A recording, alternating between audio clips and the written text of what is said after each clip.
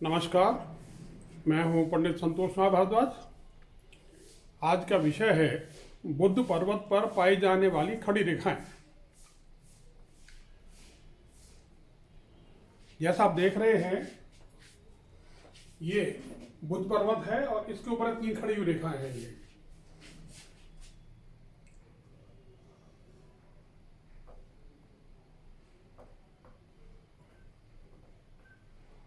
ये 3 खड़ी हुई रेखाएं हैं। इनके विषय में आज आपको बता रहा हूं। ऐसा जातक विज्ञान का अध्ययन करता है, पैसा बड़ी सावधानी से खर्च करता है, नवीन खोज और आविष्कार करता है और उसके विचार आधुनिक और मौलिक होंगे। इसके बाद बुद्ध पर 3 खड़ी हुई रेखाएं हों या अधिक रेखाएं हों, भाग्य रेखा शुरू में चौड़ी हो, बुद्ध की ओर झुकी हुई हो और जीवन और मस्तिष्क रेखा में लंबा जोड़ हो। ये जीवन रेखा और मस्तिष्क रेखा का लंबा जोड़ हो इस तरह से, और भाग्य रेखा इस तरह से चौड़ी हो शुरू में। ये चौड़ी भाग्य रेखा हो शुरू में, तो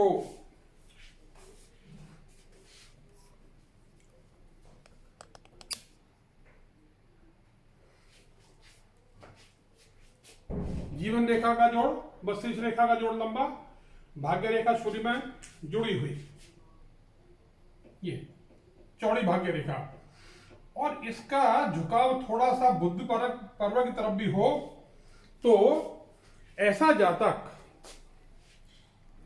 बुद्धिमान होगा और उसमें व्यापार करने की क्षमता होगी। इसके साथ साथ वो उद्योगपति हो सकता है।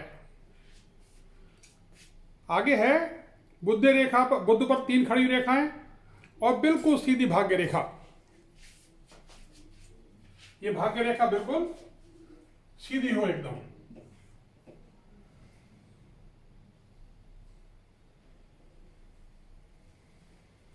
तो ऐसा जातक इंजीनियरिंग का, टेक्नोलॉजी का अध्ययन करेगा और उसमें प्रोग्रेस भी करेगा।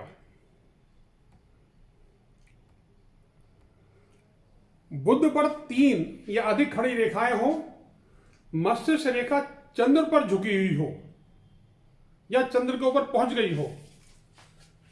चंद्र पर ये झुकी हुई है इस प्रकार, और अब ये हम इसको लेते हैं तो चंद्र पर पहुंच गई ये रेखा, मस्तिष्क रेखा। ऐसी स्थिति में क्या होता है, जातक का इंटरेस्ट साहित्य में होगा, कविता लेखन में होगा, और बुद्ध की स्थिति अच्छी होगी तो जातक व्यापार और वाणिज्य में भी अच्छा नाम कमाएगा, यानी 2 in 1। नेक्स्ट है बुद्ध पर 3 खड़ी रेखाएं, अधिक रेखाएं हों और उंगलियां लंबी हों, लंबी पतली उंगलियां हों। ऐसे जातक साहित्य में, कला क्षेत्र में, फिल्मों में, टीवी चैनल्स पे बहुत नाम कमाते हैं, बहुत प्रसिद्ध होते हैं ऐसे लोग। और अगर खड़ी रेखाओं के साथ में शनि की उंगली लंबी हो, शनि की उंगली लंबी हो, तो जातक नृत्य, संगीत, पशुपालन, बागवानी का शौकीन होगा, परंतु उसके बच्चे बदमिजाज होंगे, जिद्दी होंगे, गर्म मिजाज होंगे, दुराग्रही होंगे, परंतु प्रतियोगी परीक्षा में उन बच्चों को सफलता प्राप्त होगी। धन्यवाद। शीघ्र ही फिर मिलेंगे। Bye bye.